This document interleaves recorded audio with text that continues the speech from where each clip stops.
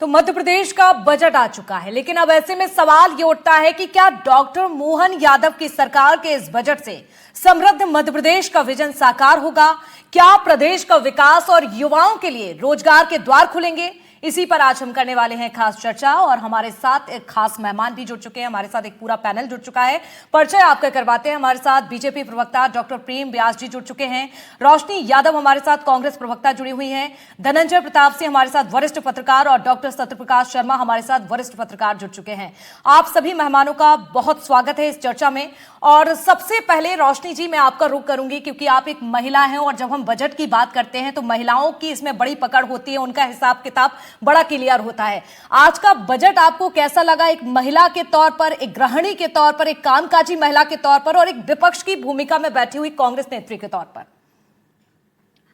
साक्षी जी नमस्कार, सभी पैनलिस्ट साथियों को नमस्कार। देखिए, अगर वाकई हम आज बजट की और मध्य प्रदेश की भविष्य की चिंता कर रहे हैं, जिसमें मुख्यमंत्री जी ने कहा कि एक बजट को बड़ा सुंदर सा नाम दिया है ज्ञानी, तो मुझे लगता है कि ज्ञानी नाम रख के उन्होंने बहुत बड़ी गलती की है, क्योंकि ये मध्य प्रदेश को साफ साफ दिख रहा है कि ये अज्ञानी और अन्यायपूर्ण बजट आया है। ये केवल ठेंगा दिखाने जैसा बजट है कि जहां आप महिला सशक्तिकरण की, महिला के नाते आप सवाल पूछ रहे हैं, महिला सशक्तिकरण की बात करते हैं, नारी सम्मान की बात करते हैं, तो महिला सशक्त कब होती है? जब उसकी रसोई मजबूत होती है, जब महंगाई का खर्च उसके रसोई पे नहीं पड़ता है, ताकि वो अपने बेटे बेटी का पालन पोषण अच्छे से कर सके। तो यहाँ तो पोषण में ही सबसे बड़ा भ्रष्टाचार होता है। तो उस भ्रष्टाचार पे लगाम ना लगा करके अगर आप थोड़ा बहुत बजट बढ़ा भी देते हैं, तो आप इसमें कैसे जो है न्यायपूर्ण पक्ष तरीके से आप इसको सशक्त कर पाएंगे, इस बजट को इंप्लीमेंट कर पाएंगे? तो आज सबसे बड़ी बात कि जो भाजपा या उनके प्रधान सेवक कहते थे कि कांग्रेस मंगलसूत्र छीन रही है, तो आज पूरे देश की एक एक लाडली बहन से पूछना कि महंगाई की मार से किसकी रीढ़ की हड्डी को झुकाने का काम भाजपा करे या आज भाजपा मंगलसूत्र छीन रही है? आज अगर रसोई का बजट बहन का देखा जाए तो पूरा गड़बड़ाया हुआ है। उज्ज्वला योजना के तहत जहां इन्होंने चुनाव में वादे किए थे कि 450 में गैस सिलेंडर देंगे, आज वो टंकी 1000 रुपए पे पहुंच गई है। पेट्रोल डीजल का भाव 150% बढ़ा हुआ है, उस पर इन्होंने कोई चर्चा नहीं की। तो महिला सशक्तिकरण को अगर वाकई सशक्त बनाना है तो सबसे पहला दायित्व बनता है कि उसकी रसोई को सशक्त किया जाए, तभी वो सशक्त महिला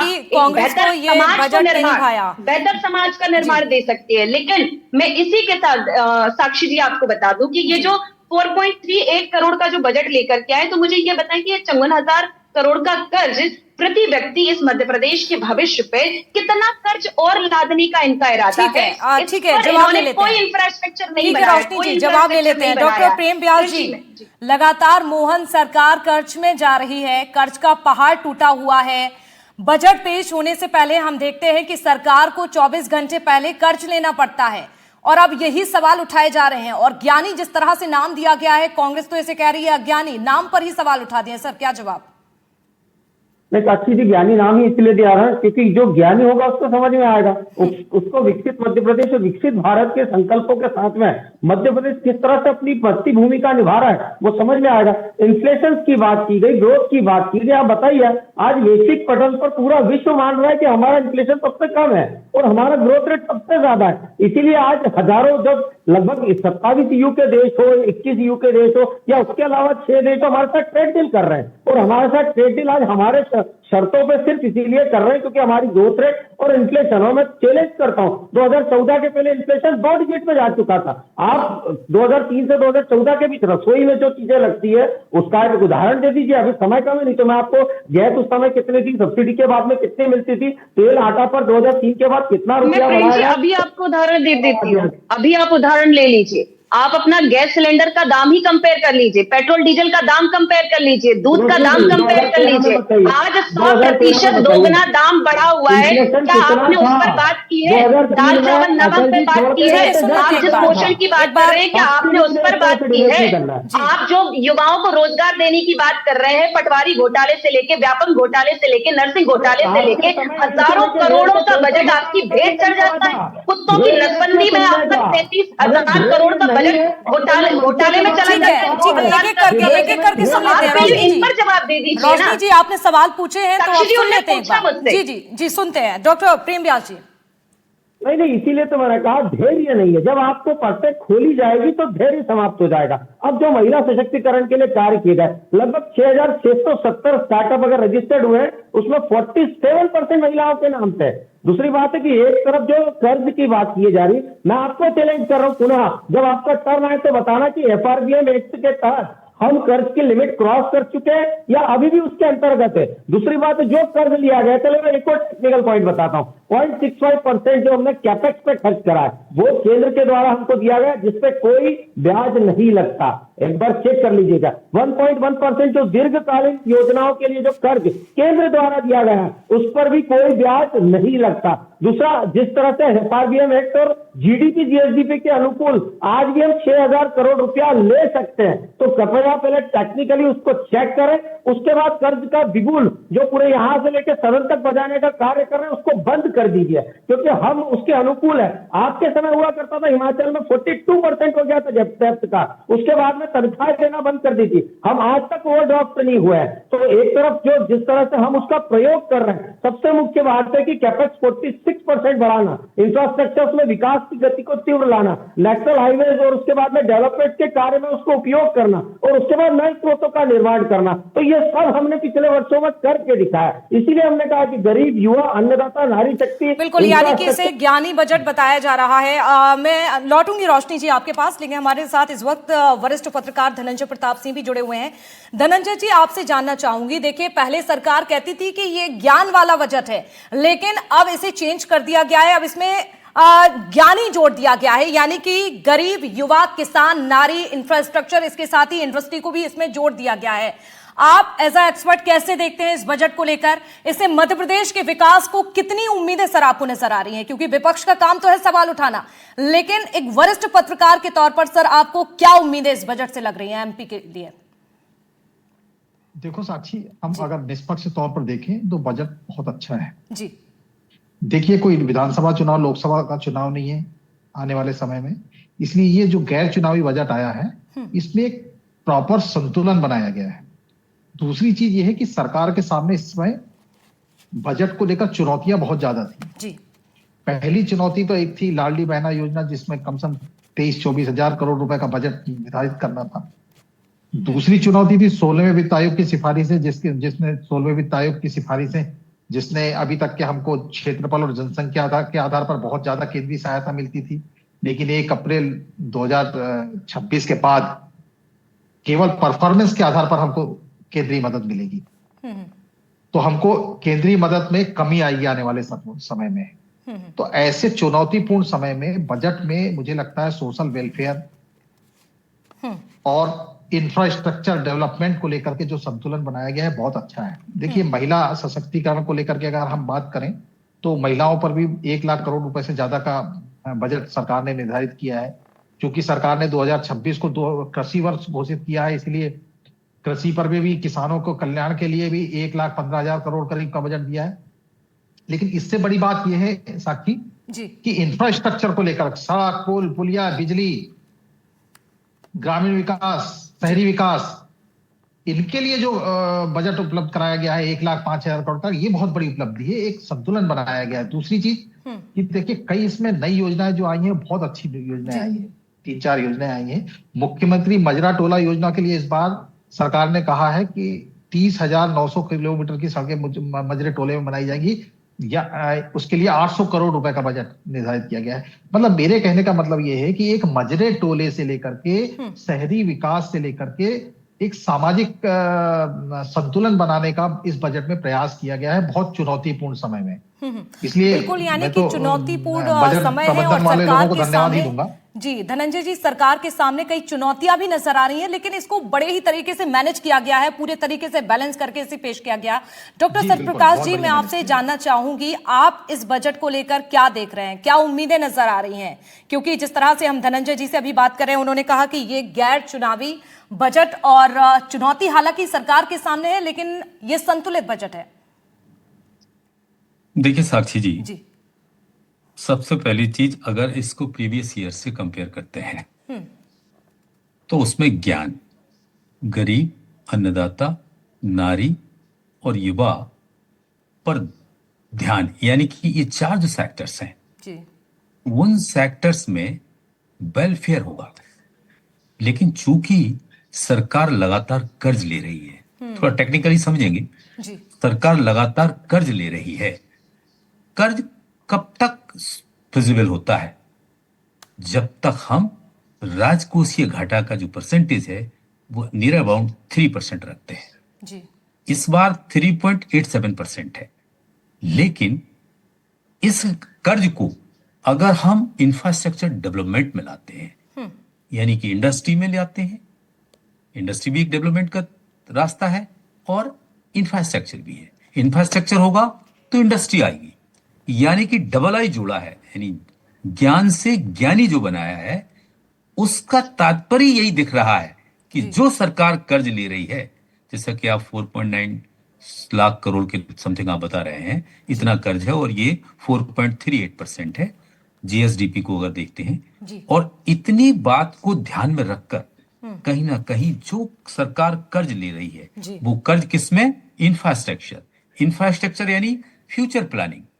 कुल मिलाकर कहा यह जा सकता है कि इस बजट में वेलफेयर के साथ साथ अब जो फोकस है वो कहीं ना कहीं इंफ्रास्ट्रक्चर और इंडस्ट्री पर भी है। मेनली जो कहा जाए कि इसमें दो बड़ी महत्वपूर्ण चीज है कि मध्य प्रदेश ने पहला इनोवेशन किया है। लास्ट ईयर भी एक इनोवेशन किया था जिसमें जीरो बजटिंग का प्रावधान लाए थे। इस बार कहीं ना कहीं इन्होंने जो रोलिंग बजट लाए हैं उससे क्या होगा कि 3 साल का, आगामी 3 साल की प्लानिंग को मतलब कम ज्यादा किया जा सकता है। कहीं बजट कम है तो बिल्कुल, उधर यानी बढ़ाया जा कि सकता 3 है, साल का अगर रोड कहीं मैप ज्यादा सरकार है ने तय करके ये जनता के सामने, हम सभी के सामने रख दिया है। रोशनी जी, विपक्ष के नजरिए से जिस तरह से हम देख रहे हैं, लगातार सवाल उठाए जा रहे हैं। सरकार कह रही है कि ये सबका विकास है, लेकिन विपक्ष कह रहा है कि जमीन पर क्या है। मैं आपसे जानना चाहूंगी, कांग्रेस के नजरिए से कैसा होना चाहिए था बजट? क्या उम्मीदें आपकी, क्या किस तरह का रोड मैप, किस तरह का मॉडल, बताइए आप। देखिए साक्षी जी, सबसे बड़ी बात कि अभी ये जो एफआरबीएम की बात कर रहे थे, तो वो नियम क्या कहता है कि जब कर्ज लिया जाता है तो वो एसेट बनाने के लिए, संपत्ति बनाने के लिए लिया जाता है, उसका विनाश करने के लिए नहीं लिया जाता है। कि जब आप कर्ज ले रहे हैं तो आप खुद का कर्ज चुकाने के लिए ले रहे हैं, और इस मध्य प्रदेश की पीढ़ी पे आप लगातार कर्ज बढ़ाते जा रहे हैं, तो आपके नियम, कायदे, कानून कहाँ लागू होते हैं? और आज अगर कांग्रेस चिंता इस बात की कर रही है कि चाहे वो पौधारोपण की बात हो, जो है गाय के घोटाले की बात हो, पीएम आवास की बात हो, तो आप सारे, मैं एक तरफ से आप गिना देती हूं, आप मुझे 1 मिनट का समय दीजिएगा। पीएम आवास में लगभग 200 करोड़ का इनका घोटाला होता है। आयुष्मान कार्ड पे मर्दों के नाम पे घोटाला किया जाता है। घोटाले तो जब कांग्रेस की सरकार थी तब भी होते थे, रोशनी जी। देखिए, कांग्रेस की सरकार तो मुझे लग रहा है कि अब 5 दशकों से यहाँ है नहीं, ये 5वीं पंचवर्षीय शताब्दी पूरी करने जा रहे हैं, तो कांग्रेस पे तो अब सवाल खड़े करना बंद कर देना चाहिए, क्योंकि ये भाजपा को जरा शर्म कर लेनी चाहिए। अभी लगातार ये महिला सशक्तिकरण की बात को बार बार ज्यादा तवज्जो दे रहे हैं, युवाओं को दे रहे हैं, तो युवा रोजगार में 1.17 लाख करोड़ का जो बजट इन्होंने दिया है, आज मध्य प्रदेश का युवा, अभी कुछ दिन पहले ही शिक्षक भर्ती के लिए लोग यहाँ सड़क पे गांधी जी की विचारधारा को लेते हुए सड़कों पे खड़े हुए थे। तो ये जो न्याय मांग रहा है, किसानों की हित की बात कर रहे हैं, क्या इन्होंने एमएसपी का जिक्र किया, गेहूं, धान, सोयाबीन के समर्थन मूल्य की बात की? अगर बाकी किसान की नीतिगत, न्यायगत अगर उनकी चिंता करते तो वो खाद की लाइनों में किसान, इस मध्य प्रदेश का किसान नहीं मरता, या जो उनका मृत्यु दर लगातार बढ़ता जा रहा है, जो बेरोजगार युवा है, यानी कि रोशनी जी, ज्ञानी, गरीब, युवा, किसान, नारी, हर किसी को लेकर सवाल उठाए जा रहे हैं विपक्ष के तौर पर। जवाब दीजिए प्रेमदास जी। प्रेमदास जी, इन्होंने कोई भी ठोस चीज नहीं रखी। अगर ठीक है, सुन लेते हैं। 3000 देने की बात कही थी, तो वो 3000 भी आज तक कहां दे पाए? उन्होंने कहा कि जरा जरा सा मैं बजट खिसकाता जा रहा हूँ, धीरे धीरे चल छुक छुक गाड़ी, जब समय आएगा तो फिर हम जो है, चुनाव आएगा, फिर हम एक बड़ा झुंझुना पटकेंगे आपके सामने, हम देते रहेंगे, लेकिन वो कब पूरा करेंगे ये हमको नहीं पता। तारीख पे तारीख आती रहेगी, लेकिन ठीक है, उन्हीं की पार्टी से सुन लेते हैं, इसीलिए ये पैनल जोड़ा है। जवाब दीजिए डॉक्टर प्रेम व्यास जी।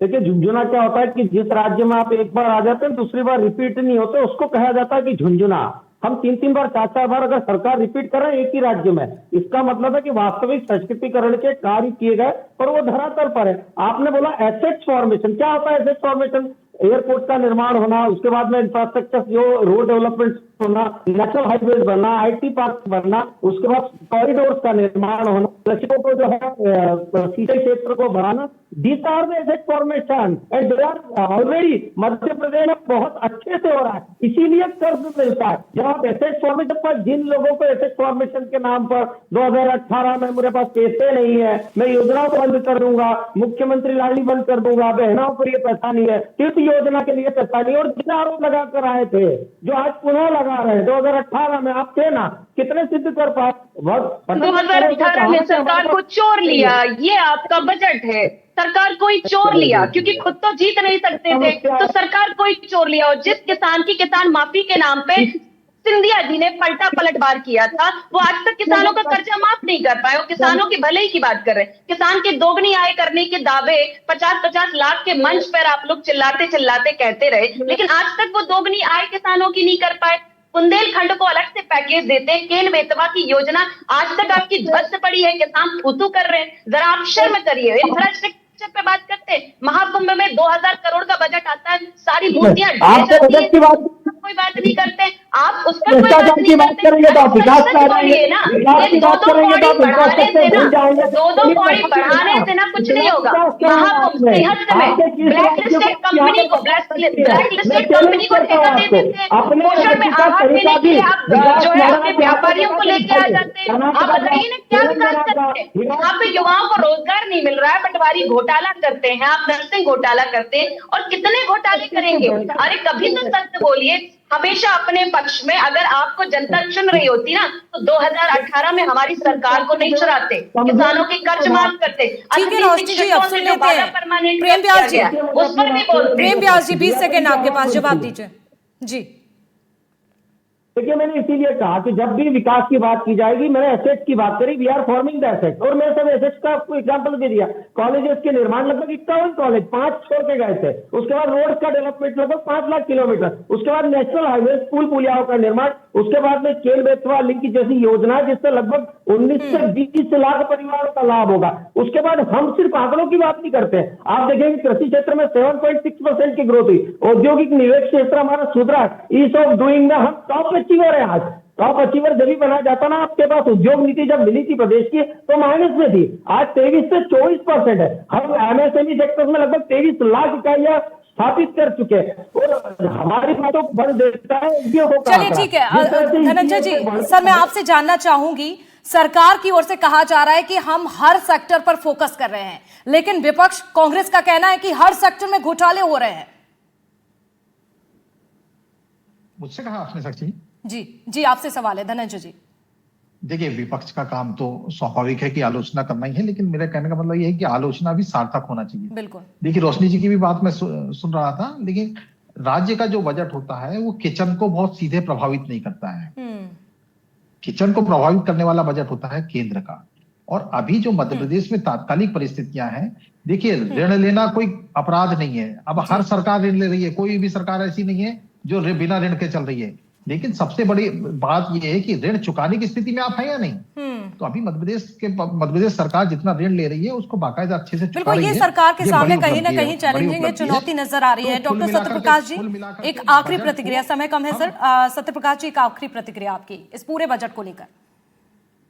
देखिए साक्षी जी, यहाँ एक बड़ा महत्वपूर्ण प्रश्न उठाया जा रहा है जी कि ऋण लेना यानी कर्ज लेना, जिसका आरोप कांग्रेस लगा रही है।